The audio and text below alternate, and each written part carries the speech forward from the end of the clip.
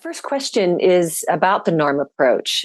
And as you mentioned, that you contrast it to cognitive and behavioral methods. Can you say more about that? Yeah, these dynamics really tend to be, there may be some exceptions, but overall, I'd say they tend to be emotionally driven. And we get into all kinds of problems when we just focus on cognitive and behavioral of interventions because it really is, these dynamics, in my experience, have more to do with internal emotional conflict and sometimes conflicting needs.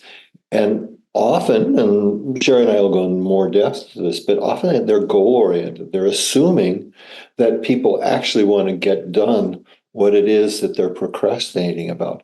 And in NARM, we don't make that assumption.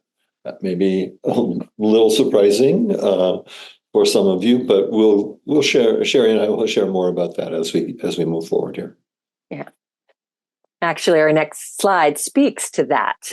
You've mentioned that procrastination is actually a symptom of emotional conflict and or conflicting needs. Can you elaborate? Well, there are three different patterns that we see, but there's always some element of emotional conflict that with each one of these three patterns. So, for example, if a person is struggling to get, let's say, this has come up many times, they're struggling to get some kind of project done or something that they believe they have to do, and they're struggling to get that done.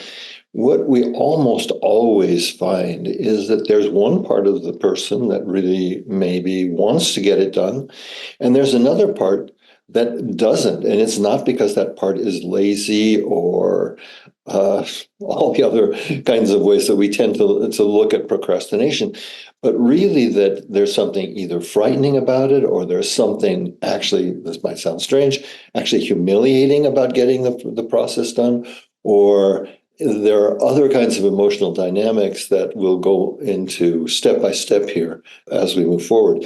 But it's so useful to see it as an emotional conflict, not just a behavior. That's the key element that we're hoping you take away from this first slide anyway, and really the whole webinar today.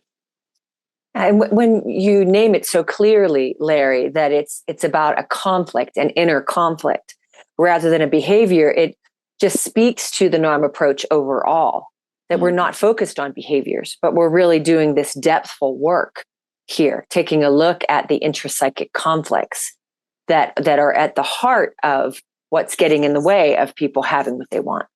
And again, it's not that we're unconcerned with behaviors, but we see behaviors as a reflection of what's going on in a person's inner world. And so they're useful, and obviously people are looking for, in many areas of their lives, to change the ways that they're relating to themselves and others. So it isn't that we ignore behaviors, but as Sherry mentioned, it's more important from a NARM perspective to look at what's driving these behaviors.